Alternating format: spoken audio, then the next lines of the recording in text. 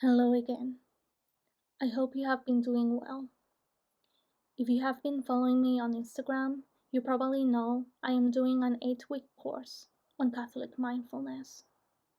Since I am almost finished with this course, I decided to share with you 8 lessons I learned from practicing mindfulness.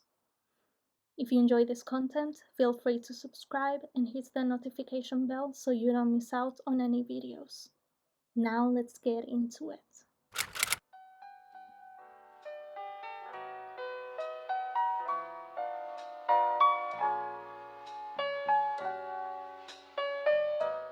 Lesson number 1: experiencing the present moment without escapism. For those unfamiliar with the term, escapism is the tendency we have as humans to avoid pain or discomfort by distracting ourselves with excessive amounts of unhealthy behaviors. In my case, it's my addiction to social media. Even though I have learned this lesson, I still tend to fall into the escapism patterns. The difference now is that there are times I do become aware when it happens, and then I can consciously choose a healthier behavior instead of scrolling endlessly through social media. Lesson number 2: being grateful for even the tiniest things. For the past few weeks, I have been so mesmerized as I practice mindfulness exercises that focus on my breath. I had the sudden realization that by creating us, God even wanted us to know we have the purpose of giving and receiving, even by the fact that we are breathing. Through our breath, we have a connection with nature. By breathing in, we are receiving the oxygen generously given through nature.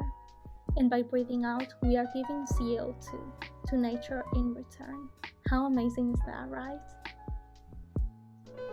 Lesson number 3: becoming more aware of my thought patterns.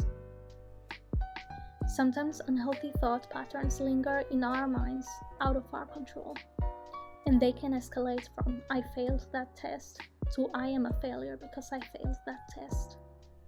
Mindfulness has helped me to become aware of this sort of thinking and be able to not over-identify myself with whatever is occupying my mind. Lesson number 4: knowing that all I have is what's right in front of me. Many times I find myself ruminating about the millions of areas in my life that I am struggling with and fall into the trap of thinking that I need to make changes right away. I'm sure you're familiar with this trap, and it is so important to remember that change doesn't happen overnight.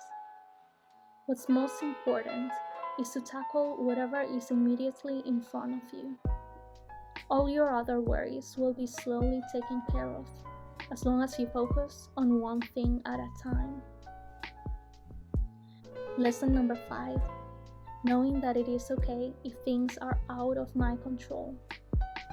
We can feel discomfort, we can feel afraid of the uncertainty that comes from seeing that things are out of our control. But it is actually okay. We don't need to know everything in the world.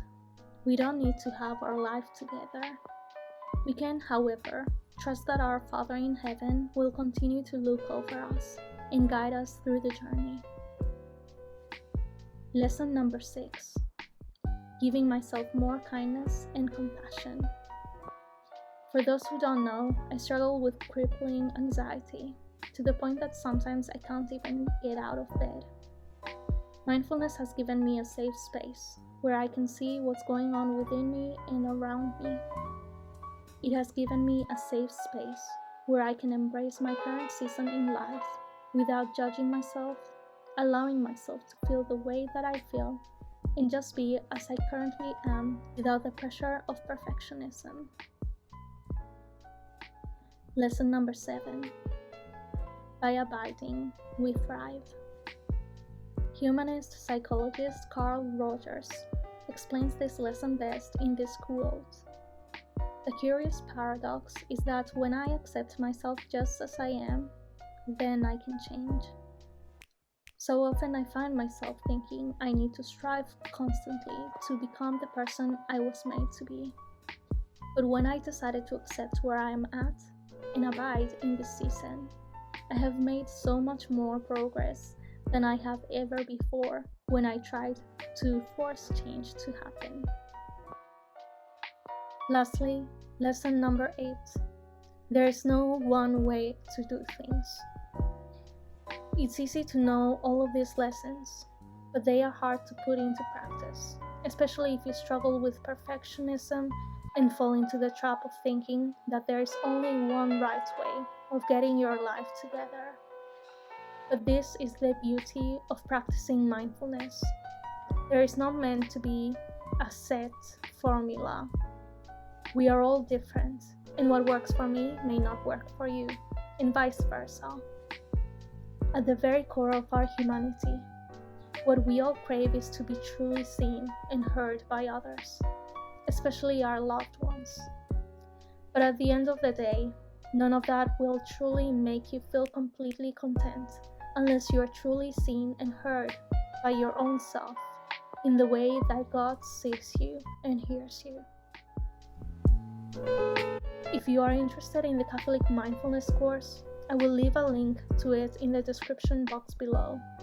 Let me know if you enjoyed today's video by clicking the like button, and don't forget to subscribe to this channel. Have a great day, and I will see you soon.